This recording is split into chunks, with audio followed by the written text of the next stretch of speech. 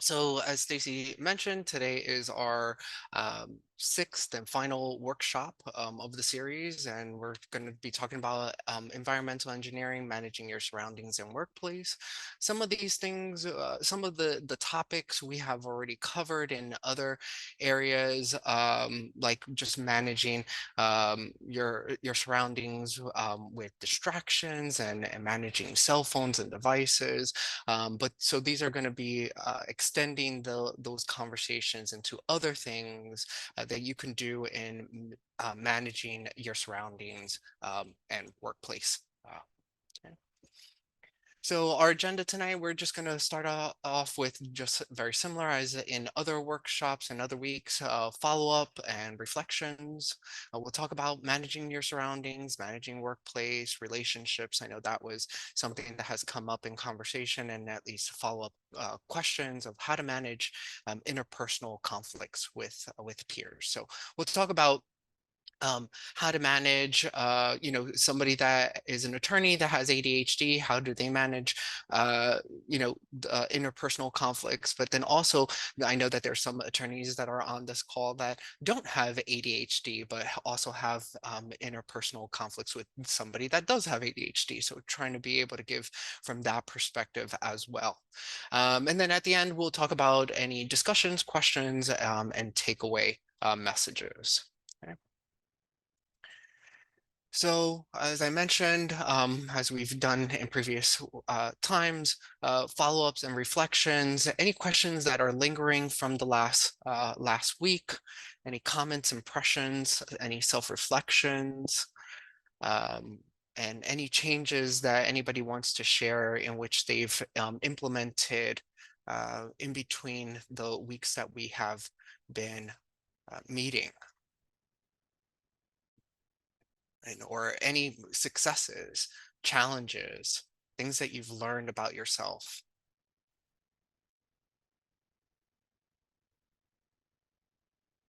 Okay, no takers tonight. Okay. Well, if anybody had, Sorry, I Johanna? couldn't raise my hand. Yeah, I couldn't raise my hand because I'm in the car. Probably No, not not a the best. problem. But what I say, two things I picked up from last week was I've done a much better job giving myself a break this week and realizing when I am too tired to keep going. I've got a bad habit of, okay, just push through, knowing it's going to make my focus even worse. So I've really worked hard on giving myself the little breaks this week.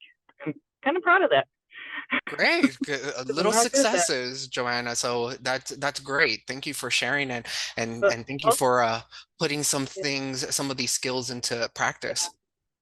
and, after I did that thing that I volunteered for last week with the color words, Okay, yes. making me realizing that how much some of that stuff I haven't gone that downhill. I'll put in the chat when I get done. But for people at the Android app or Android phones, the app that I used to do that had stuff like that was called Mind Games.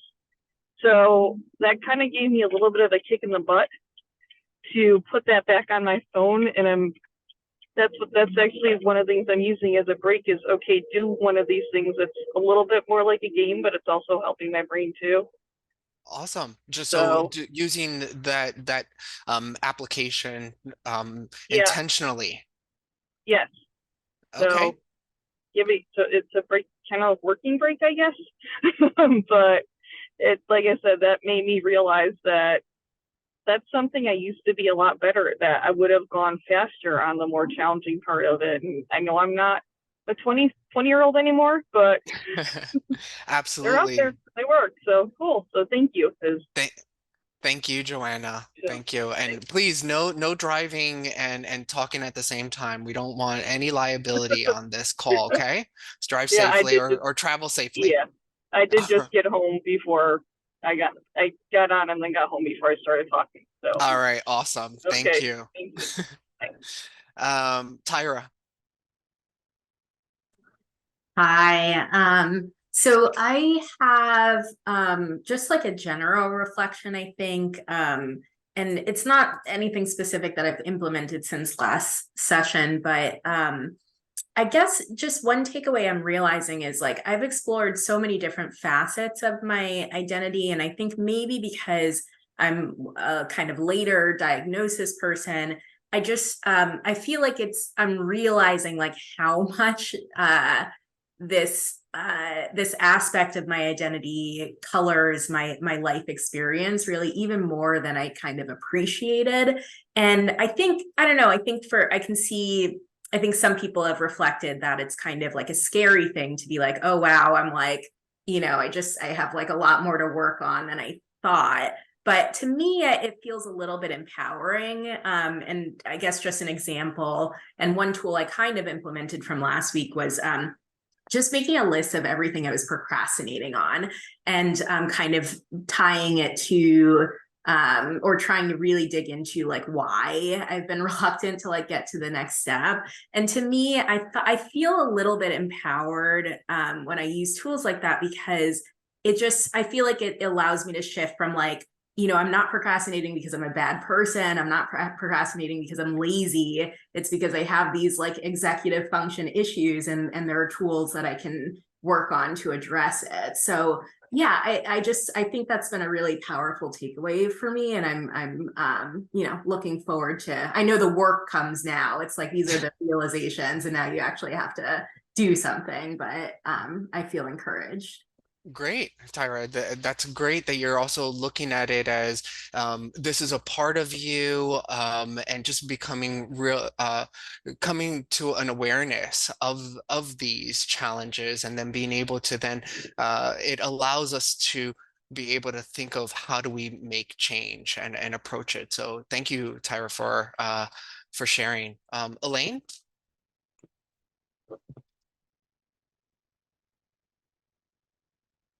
So, first I want to say that I really appreciated Tyra's and Joanne's input. Thank you for that.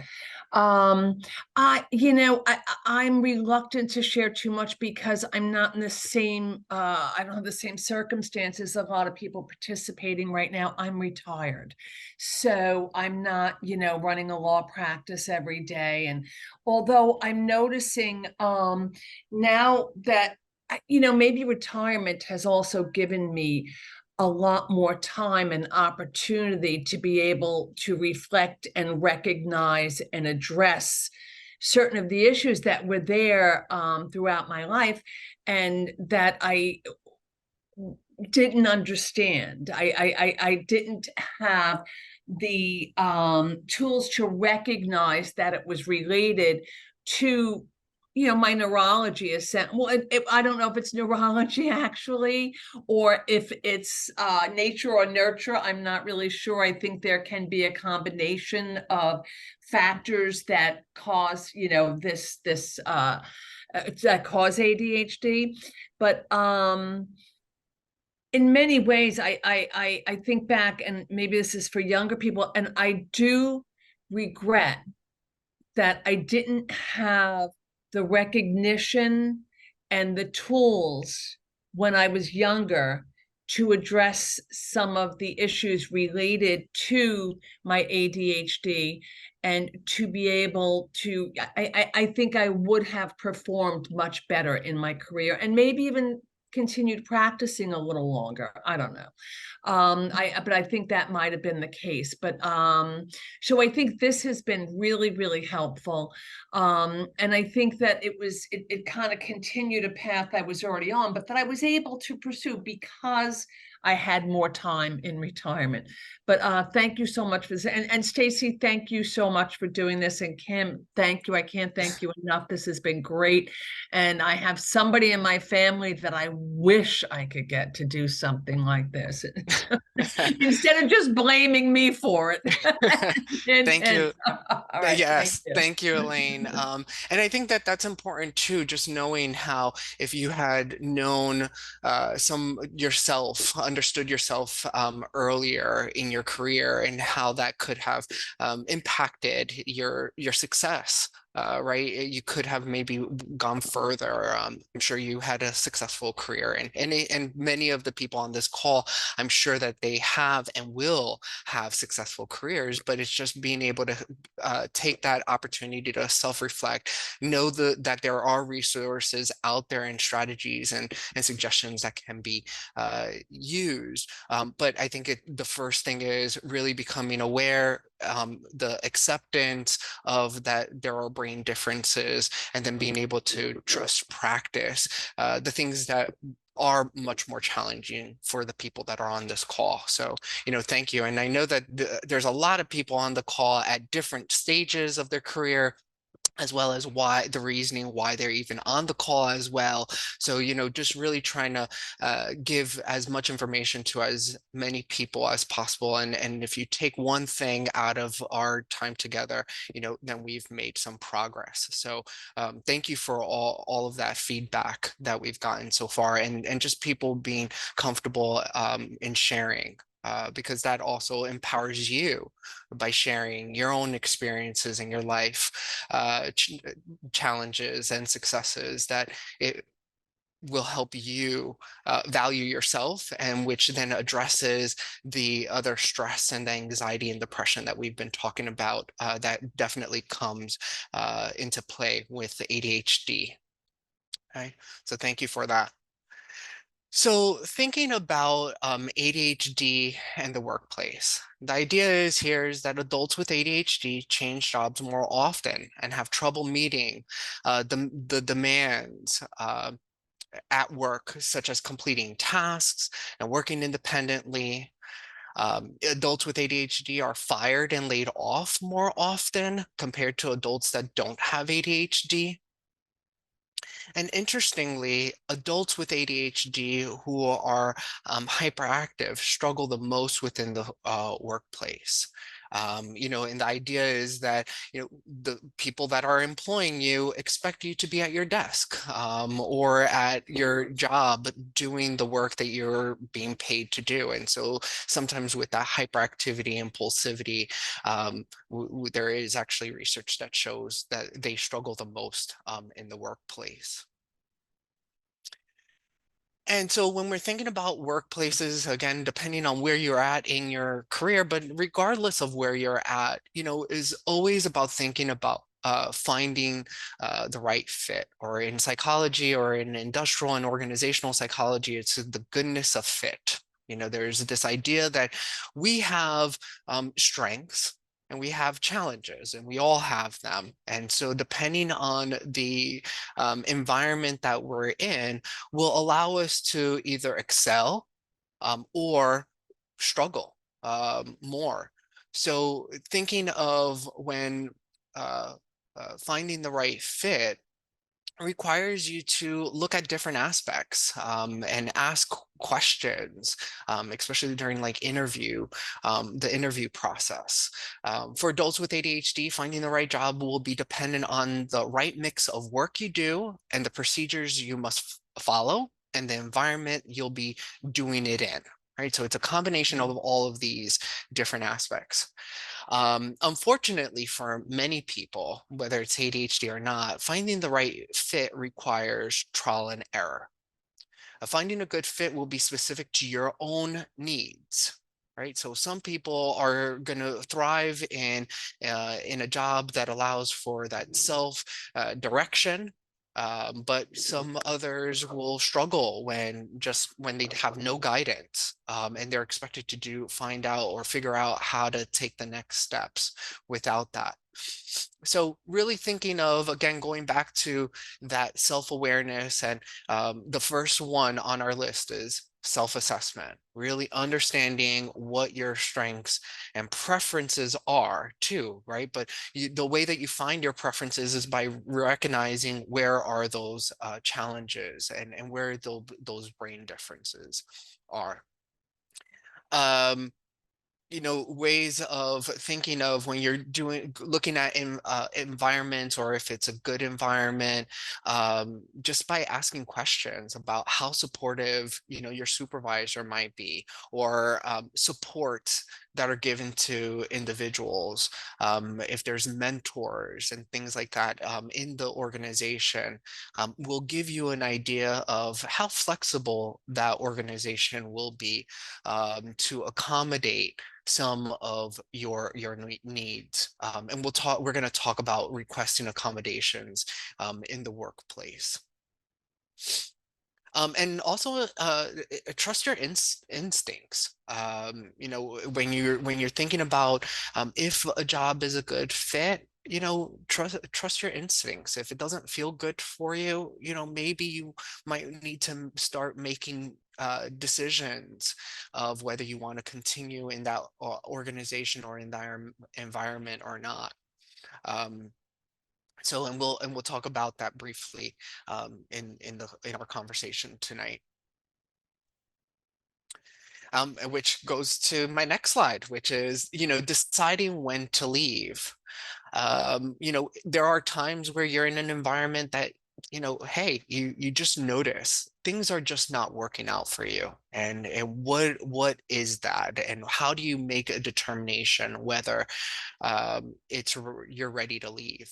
And so thinking of that, being aware of how the job makes you feel. Like, are you overly stressed? Are you overly anxious? Are you depressed? Is the job causing some financial, you know, concerns or family issues? Understanding and becoming aware of, why would you leave? And setting up, a deadline. You're not going to stay there if you know that you're not going to stay in an organization for long, knowing when you're going to leave.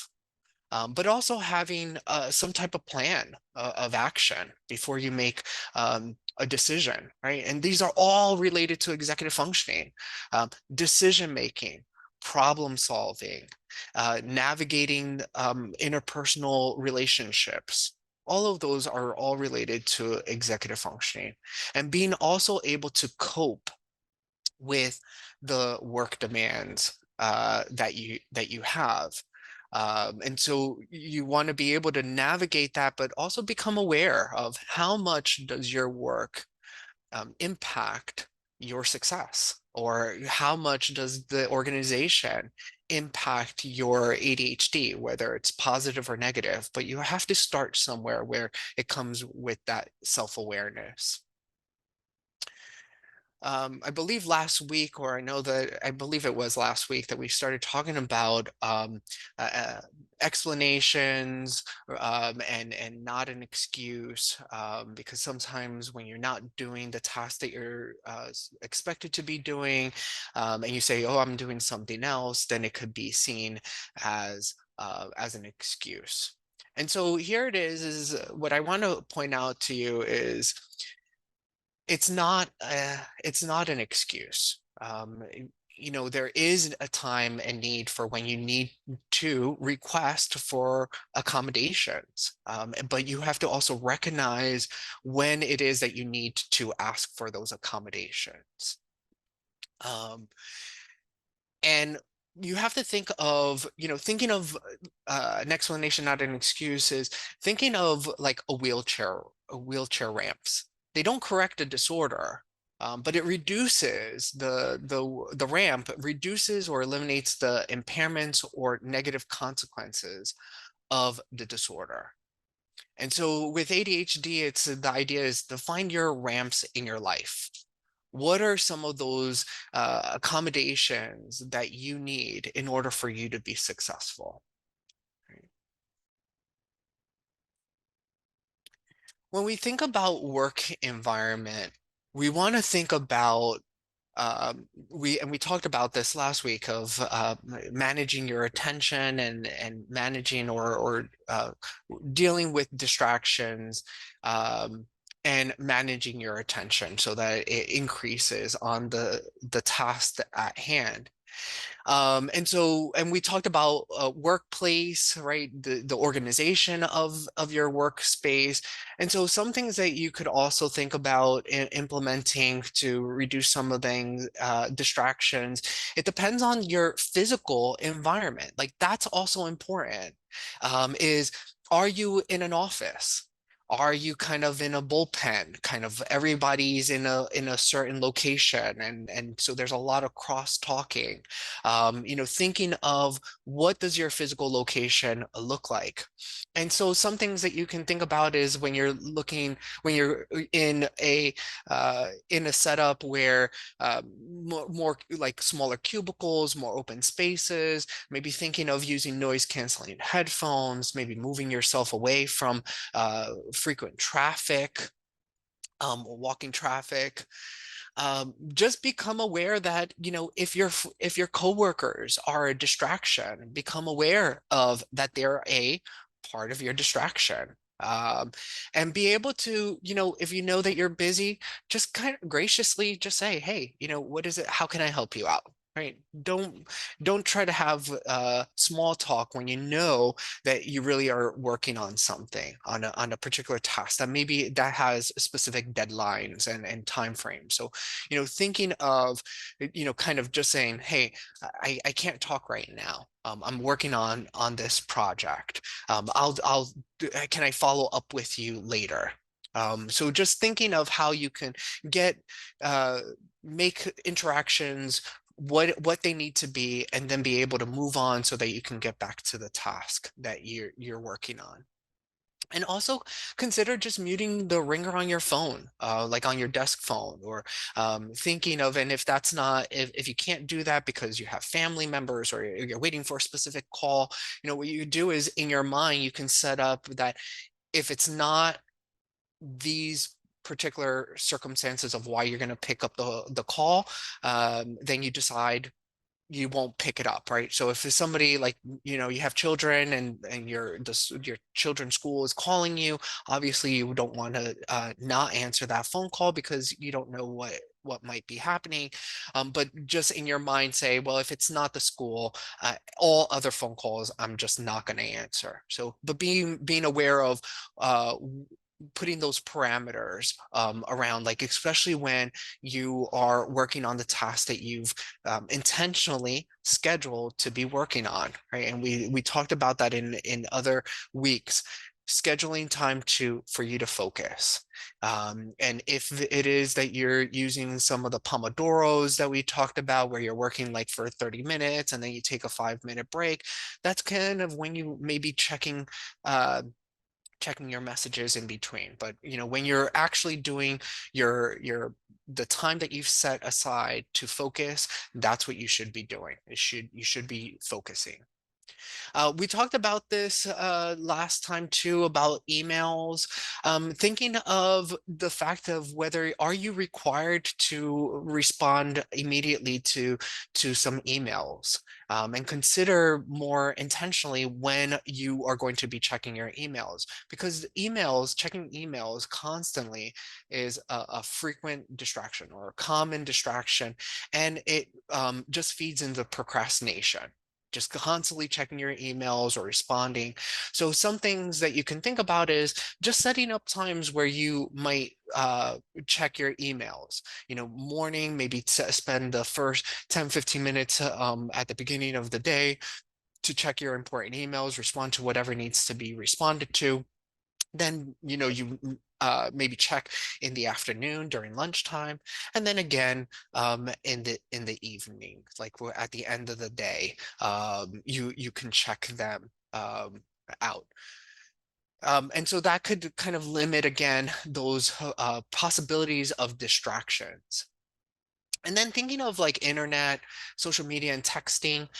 If you don't need to have your internet browser open, probably best to keep it closed, because there are times where things come up and things catch our eyes, and they make that on purpose from a psychological marketing kind of perspective. So, things you want to close those down if you don't need them, and try to limit those distractions. And thinking of the social media and text, what you do, again, kind of setting up times and when you're going to be checking those. Because when you really think of social media and text, you want to really understand, like, usually most times social media and text are to distract you. All right. Unless you're going onto social media or you're texting somebody because it relates to the task that you're completing. So again, being intentional about the task that you're doing. And if you're texting and it's not part of the task that is required of you, then don't text. Right. You should start recognizing that you shouldn't be texting.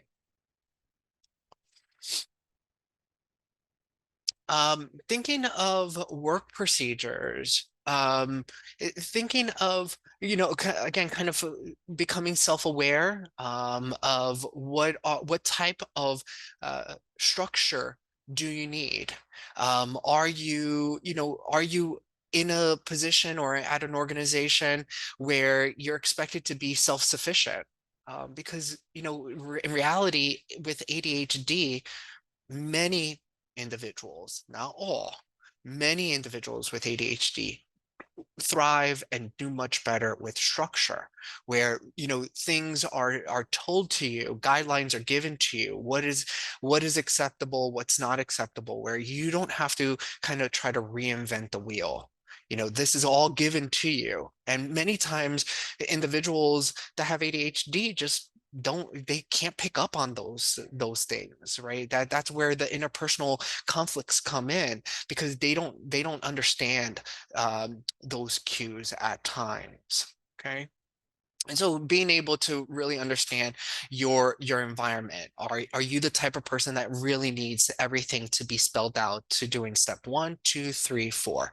And if you're given this project with an open-ended, hey, here you go, just complete this, you're going to definitely probably struggle more. So again, that comes with becoming self-aware as to what are your needs and what type of environment that you're in, that either it's going to help you out and be successful, allow you to be successful, or where you're going to have more challenges, and then you're going to have to look at, how do I structure my work environment around those challenges and brain differences.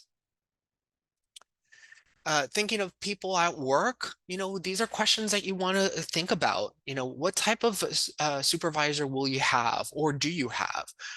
Do you have a micromanager, or the person that's hands off? Is there, if your supervisor won't be around, and you're the type of person that needs guidance, is there a mentor? Is your boss the type of person that is either, have a sink or swim attitude? And maybe you need to consider, that's not the type of job environment that you want to be in. And that could be a cue that, maybe looking at a different organization, or taking another approach might be helpful for you. And also thinking about what's the job culture? Are coworkers supportive of each other? Or does your job pit employees against each other, where it's super competitive, and people are getting bonuses and things like that when they're really excelling?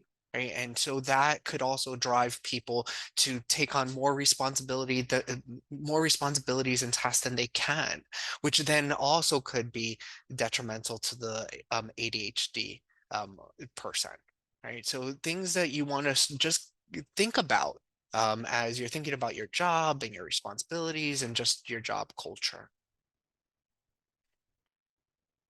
So these are ways, in previous conversations, somebody had asked about, how to manage the interpersonal conflicts, the person that talks too much, the person that takes over, interrupts others, and things like that. So the first thing is, for the attorneys that have ADHD, how do they manage their interpersonal conflicts? Is, again, first thing that's on number 1 is self-awareness, becoming aware of how your ADHD impacts your interactions with coworkers, and just taking stock of that is important, because then at least becoming aware, you're going to be more able, you'd be better at addressing or taking steps to address any conflicts as they arise. Some other things that you're thinking of is empathy, perspective taking, active listening, validating individuals, when there's a conflict, but also being able to be assertive and tell people, hey, this is, this is, can I talk to you privately? And tell the person, what did they do that caused the conflict? But also being respectful, and using I messages could be really helpful in communication. And a lot of the times, that's what, in my experience, has caused a lot of interpersonal conflicts, is the lack of effective communication. Right? Not sharing what's going on, how did the person maybe wrong you, what is it that you need from them? But again, being in an environment where that you're not being judgmental, or accusatory, but more of saying, hey, this is how, you know, it makes me feel when you do X, Y, and Z. Um, and just being able to have those private conversations with colleagues, is really important. But you do need some empathy, understand where that person's coming from, and the active listening, reflecting back what that person is trying to communicate to you, is also important. Thinking of how coworkers can manage interpersonal conflicts when working with an attorney with ADHD. Again, understanding ADHD, becoming self-aware, become educated about how ADHD manifests itself, and how it could be more challenging uh, to uh, to that individual that has a brain difference. But again, also having that empathy, active listening, setting up private conversations, like not doing it in front of your colleagues, but also thinking of, when you're having meetings, the person that kind of takes over conversations. If you don't use an agenda, ask for one. Advocate for agendas in meetings, so that people can really uh, focus on what the topics are. And so if people are kind of going off topic, somebody's there to redirect everyone. um, Breaks, for the person, for the person that doesn't have ADHD, could encourage the attorney that does have ADHD to take breaks, and the attorney that does have ADHD is to recognize that you need breaks. Right? Breaks allow you to reset that focus. Sometimes, if you know that you're going to be in a long meeting, finding an excuse to go for a walk, like go downstairs. I mean, depending on where you're at, but maybe going downstairs to take a walk to grab something at the corner store, or just going down the elevator to the first floor and coming back. Like any movement could help reset the brain, especially when you're going to be in settings where you're going to be expected to sit for a long period of time, because we know for people that have ADHD, they have a lot of difficulty with that. So being able to do some type of activity, but also just taking a break is important. Um, and at the end of the day, it may get to the point where you may have to get human resources or your supervisor involved, depending on how toxic the relationship has become, or where it's starting to impact the work that you and your colleagues are completing. Because at the end of the day, there may be, as we started at the beginning of our workshop, is executive functioning is the idea between executive dysfunction is that you're not producing enough. Many times that's what people are looking for. Do you have an end product, and do you have enough of that end product that we can say, yes, you're effective, or not. And so that's kind of really the litmus test that comes out of executive functioning, is outcome and productivity. And so if your productivity is being impacted because of these interpersonal relationships, getting involved, or getting human resources involved, or your management may be warranted. Okay. Thinking of workplaces, and making sure that how do you cultivate allies at work is, if a new case comes up, or there's some specific training that needs to happen at work, consider working with a coworker. um, uh, where maybe you break down the task, where one person does one thing and another person does another thing, and then you work collaboratively together. So kind of using your peers to break down certain tasks.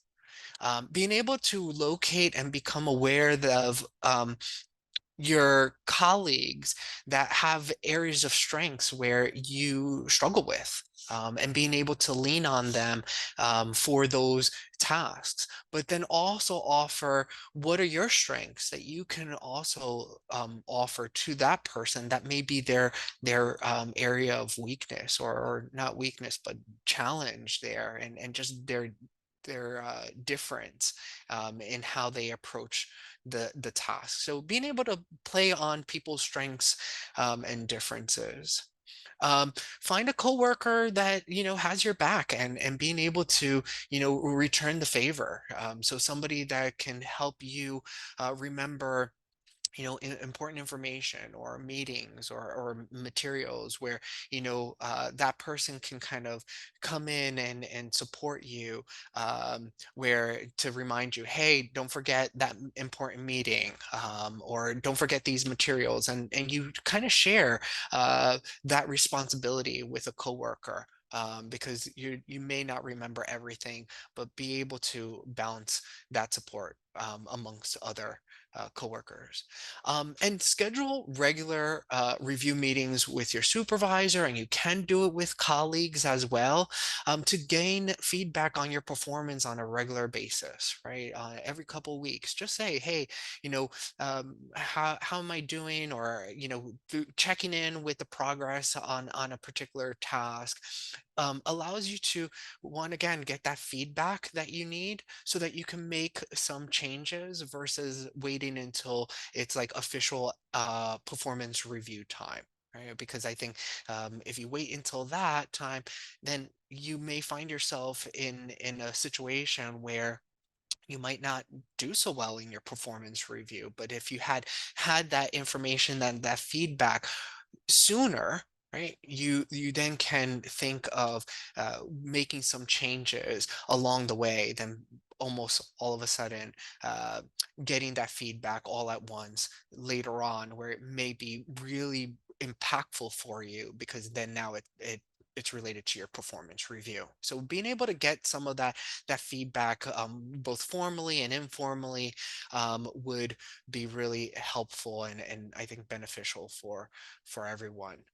Because that's how sometimes we don't know what we don't know until somebody brings it to our attention, and brings it to our awareness. And so we may be thinking we're the best person, we're doing everything perfect, and then all of a sudden you sit down with somebody that really tells you, hey, I'm not trying to burst your bubble, but let me give you, the honesty, and so at least that could be helpful for you. And then be able to make some changes, or make decisions whether you want to make some changes or not, but also understanding those the consequences that could happen, that happened as a result of your decision. Okay. I thought that I wanted to bring up remembering just instructions, or really thinking of in your work environment, of that level of support, or just being able to know what the expectations are, and being able to again kind of reflect back to, hey, what is it that I'm expected to do? right? So, kind of being able to address those, those task demands. The idea is if it's not written, it doesn't exist, right? If and that's why there's been times where I've said, bring a notebook. There's that neural connection that we've talked about in previous times, and as well as just being able to, if you're not the type of person that writes things down, or you misplace your notebook, having that more electronic notebook available, so that you can always go back to it, and keep track of distractions, or maybe the ideas that come up in your head, but also just making sure that you are noting what is expected of you. um, and sometimes not getting lost in the details, just being able to say, this is what is expected of me, just being able to hear what it is, being able to uh, summarize back what is expected of you, and then being able to fill in the details at a later time at your own pace as well could also be helpful.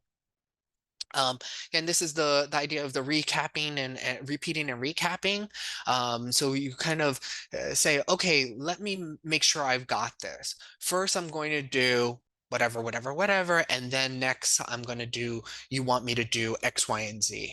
And so at least one, that gives you an opportunity to think about what the task is. And that goes to that impulsivity, that impulse control, whether, not saying yes to everything, because we tend to say yes because we then feel as though if I say no, there goes some shame, there goes some guilt. I feel, because if everyone else is saying yes, yes, yes, give me all these tasks, and you're the one that says, look, I just can't take any more, sometimes that people internalize that.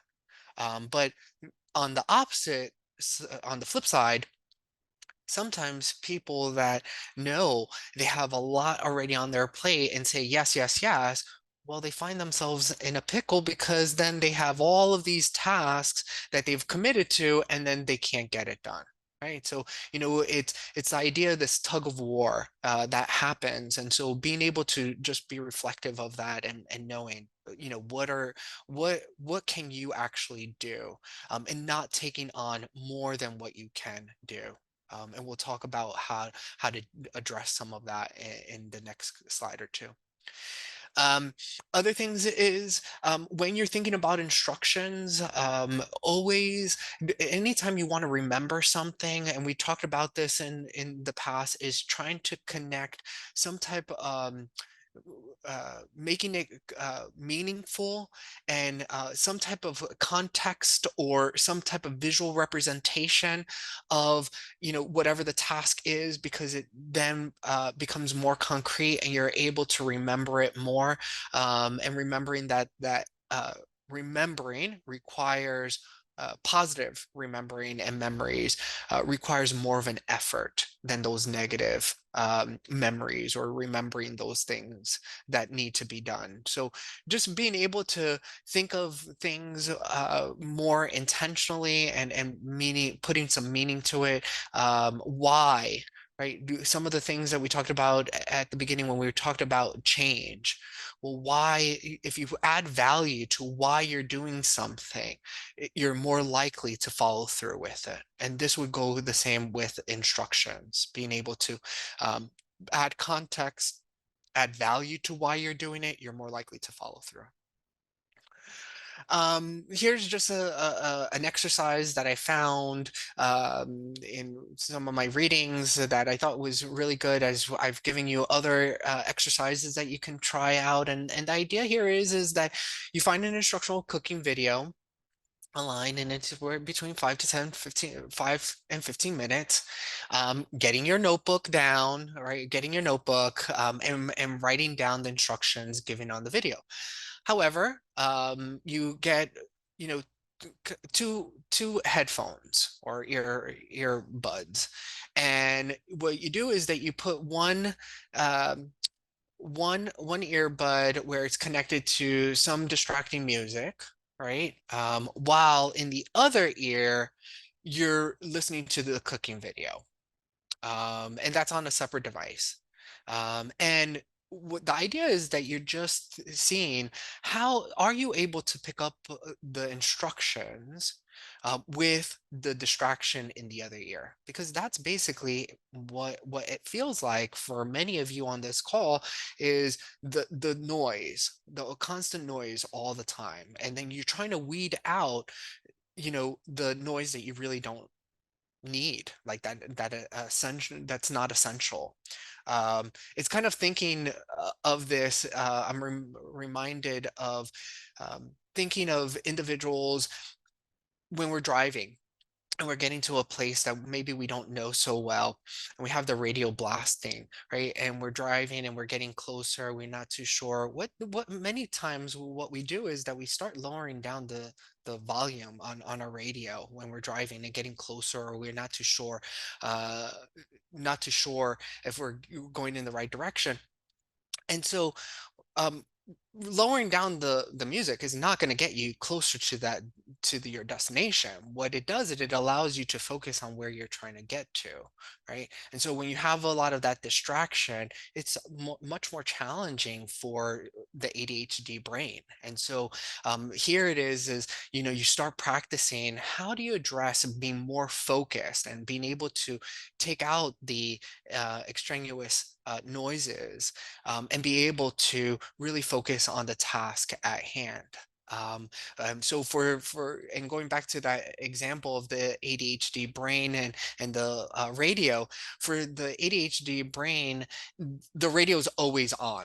There's no turning the volume down, where you're able to focus. And so I'm hoping that some of the exercises that we've talked about today and in previous um, times will help with you being able to uh, focus more, and be able to take out some of those distractions. It is going to be challenging, but there are ways in which you can kind of eliminate, or at least lower some of those distractions that can happen.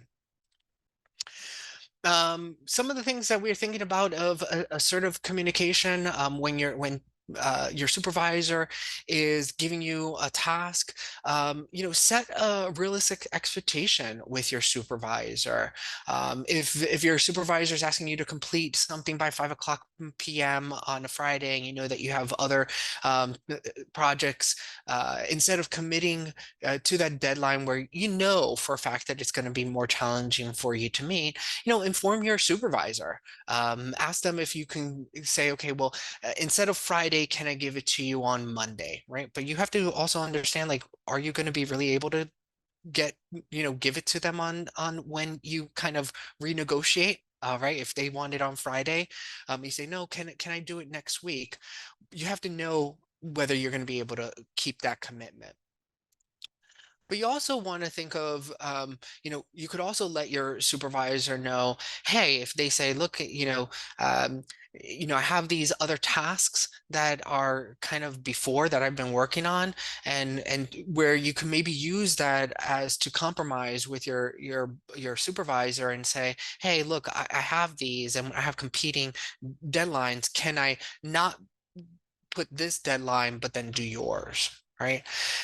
Sometimes that could happen, and I mean your boss might be able to accommodate, right, based on what you're letting them know. But also, if your boss insists on the deadline, at the very least you've informed them of the competing demands, and that's much better of informing them of what those demands were, than just saying nothing at all and then you not completing it, right? Because then your boss is going to be upset, and then you also it will internalize that. And so we want to be able to work on this where it's, you try the best as you can to meet the demands, but also be able to say, hey, what is it that you need from the organization? What do you need from the work environment? What do you need from your supervisor for you to be successful? Okay. But being able to ask those questions, for you to be able to ask for, a compromise, that's where the assertive communication comes in. So let's think about requesting accommodations at work. And these are just examples of accommodations that you can request for attorneys. And so, and of course, you're not going to get all of these, and you shouldn't expect that they're going to, it's just not, it's not like a grocery list or a menu of, oh yeah, no, I want this and this, right? The idea here is that you're looking at what are you required to have in order for you to be successful in the task, to be able to complete the task. Right. So these are some examples of that could be offered to you based on what what your needs are, your specific needs are.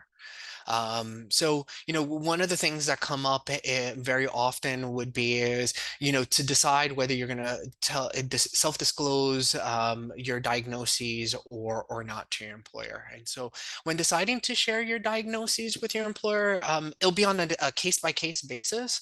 And you should always ask yourself, to what end will the disclosure serve? Right? If you're doing it just because to get out of something, that's not going to go very well with your supervisor. But if you're saying, look, these are the reasons why I'm requesting the accommodations, because my ADHD, makes things challenging for me, that is going to be received a little bit differently. So, thinking of, if you're going to disclose, why? What's the purpose? Right.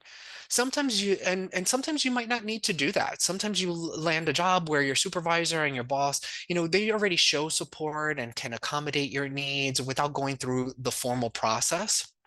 And in that case, you don't need to go to your human resources. Um, and sharing your diagnoses might not be necessary if your ADHD symptoms are being managed well. However, when requesting accommodations at work under the Americans with Disabilities Act, it will require you, to meet with a human resource representative, and you will need to disclose your diagnoses. You will need to have proper documentation of the disorder and how it specifically limits your daily functioning. Okay. Things that you also want to consider when talking to the human resources is information shared with human resources is considered confidential, and they cannot share medical or personal information with others unless you give them specific permission to. And many times, many times when you're meeting with the human resources and you're telling them about, some of the challenges that you have as a result of your ADHD, your human resource representative will absolutely be able to tell you, what are those reasonable accommodations that your employer will be able to accommodate and which ones they won't. Right. So they're actually there. Many times people will think of human resources as the people that hire you. They're the people that, you meet with when they're letting you go. And so people have sometimes a view of human resources that is not always true as to what human resources does. Human resources, as the title implies, is being able to find those resources, human resources, the supports that individuals will need in order for them to be successful in the job that they're at. And so yes, they do help with the hiring process and the letting people go, but they're also there for benefits and accommodations. And if you need to take leave, these are the people that you talk to, but everything is confidential. So just things that you want to keep in mind. When requesting accommodations at work, you want to be able to you must disclose and include the diagnoses of ADHD. Mention the steps you're taking to address the brain differences. So again, as I mentioned before, it's not enough for you to say, oh, I have ADHD, right? It's okay, you have ADHD, and how are you working towards addressing some of these brain differences, right? State how your ADHD doesn't allow you to maybe get your work done. And being able to specifically say, what is it that you need?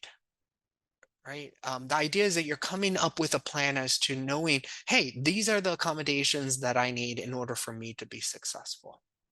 Right? It's just not enough to say I have ADHD and you expect people are going to accommodate. You know, you could absolutely share that you have the ADHD if that's appropriate for your circumstance, but also being able to say, how are you addressing these challenges, and what do you need? But that comes with a lot of that self-awareness that comes up. Okay. Um, Questions, comments?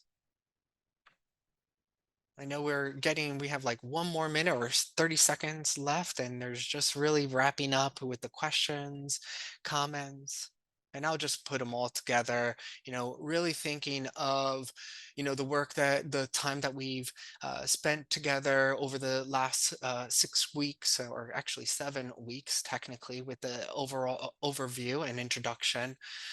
Really, the things that I wanted to highlight, and for you to take away is that self-care, non-negotiable time, for you to be able to do what you need to do in order for you to be the best you. Reflect, reflect, reflect. That helps with metacognition and thinking about thinking. Being kind to yourself, accepting all parts of you. I can't harp on this enough. Healthy eating, good quality sleep, and frequent exercise, whatever that may be, is really important for your physical and mental health. And the things that we talked about in the past couple weeks does not replace the need for some people on this call that may need, and through the weeks, that might need more support than what we've talked about. And so that would require getting professional help, and seeking professional help when it's appropriate. And that would be executive functioning coaching. That could be psychotherapy to address feeling overwhelmed, or um, uh, interpersonal relationships, and also medication. And I know we talked about it briefly at some point with medication, but I can also, uh, uh, I don't want to miss the fact that medication is really, really effective. It doesn't work for everyone, all right? So, but most of the individuals that are probably on this call would probably benefit from medication, if depending on how their ADHD really impacts them. But we do know that stimulants are super effective, technically more so than our anxiety and depression medication. So stimulants are really, really effective. Um, but some people can't take stimulants, and then there's also non-stimulants, as well as we talked about in a previous presentation. So just thinking of just these other strategies that you can put into place. And then lastly, I always want to make sure that, some of the things that I pulled from are just not things that I've created, but just been able to put together for everyone's benefits.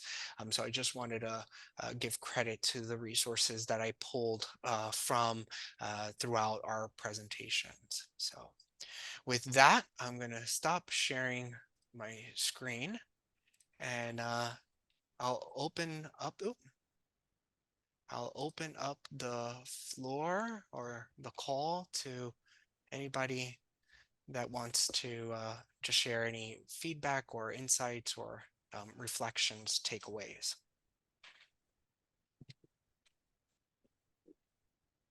I've left people speechless again.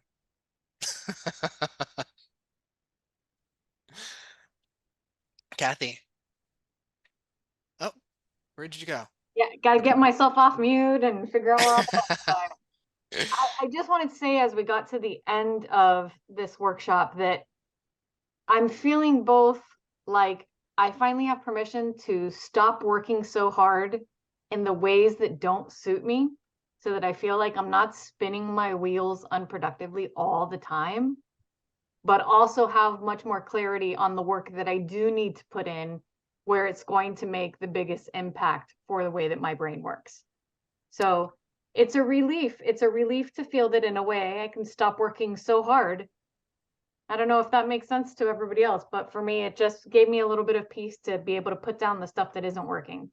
Absolutely. I think that, I mean, what you shared makes absolute sense, where, you are recognizing that you don't have to work as hard. Like this is part of you. It's the accepting that this is the ADHD brain, and being kind to yourself. Work smarter, not harder. Anybody else? Oh, Ardith, I see your hand raised. Hopefully we can unmute you. We can't hear anything, Ardith. You have to unmute yourself.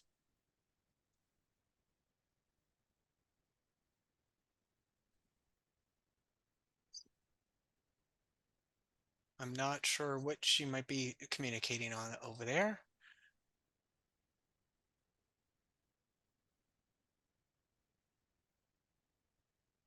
Okay. Well, if Ardith could figure out the unmute button, she could share. But if there's anybody else that wants to give any feedback or thoughts before we disconnect.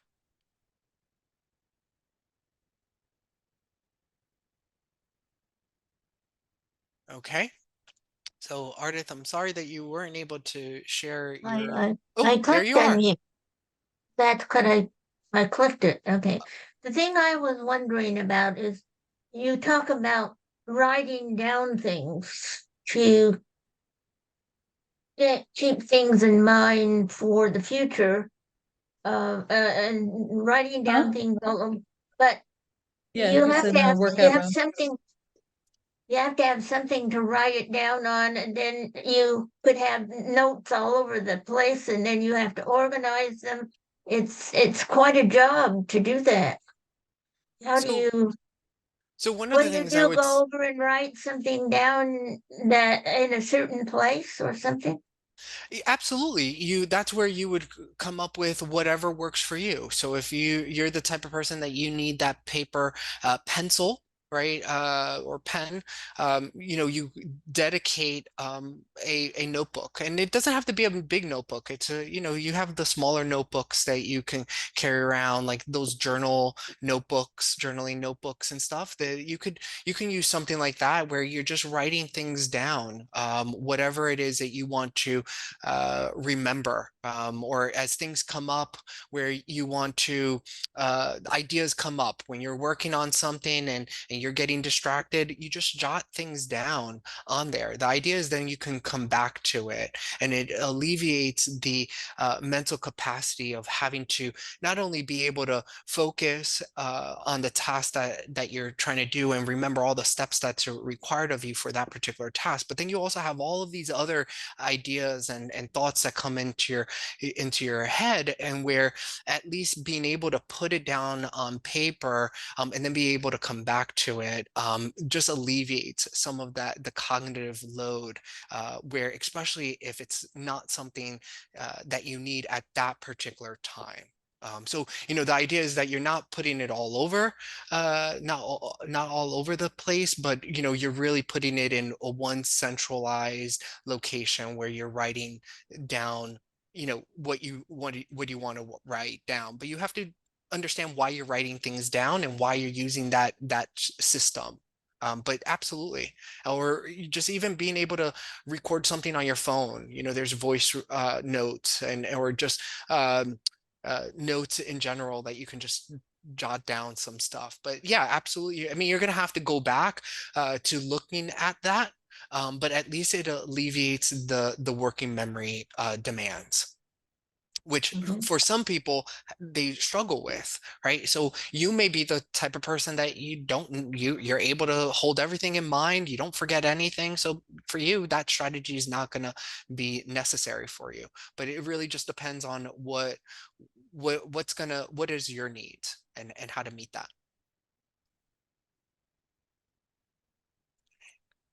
Thank you, Ardith. I hope, as I mentioned, I hope that everyone has at least gotten something out of our conversations over the weeks. Of course, some things are going to apply more to others. Um, and maybe things that are not a challenge now could become a challenge later on. So at least you have this information and use it to however best it works for you, and whether that helps you understand yourself, a loved person, understand a coworker, understand a boss better. If it just helps you out in some type of way, then you've made some success and you've been productive. So with that, thank you so much for everyone that has participated. Thank you again to Stacy and Kim. And I know Jennifer is on the call, and the New York State Bar Association. So thank you for having me as a speaker and our continued work together. Kathy, I saw your hand raised and then you put it down. I wasn't sure if. All right. I see, Jennifer, your hand is up. And I then it think just they're came off. clapping. I think Oh, they're doing the that's clapping clapping. Oh, emoji. okay. I'm like, are you raising your hand? Okay. Well, thank you so much for all the feedback and the interactions that we've had in the discussions. And feel free to reach out. And I hope to see you at the support groups. And really, it's going to be more of having the support from your peers that are going to be able to see what other people are doing. And I think that a lot of the conversation here was understanding that other people are in the same boat as you in some of these areas that you could think that you can improve on. And so we can always share some of those ideas in the support group. So with that, have a wonderful evening, and we'll see each other hopefully in the support group. Thank you, Michael. Thank you so much. Everybody have a good night. All We'll see you right. next week, hopefully. All right. Bye-bye. Okay, bye.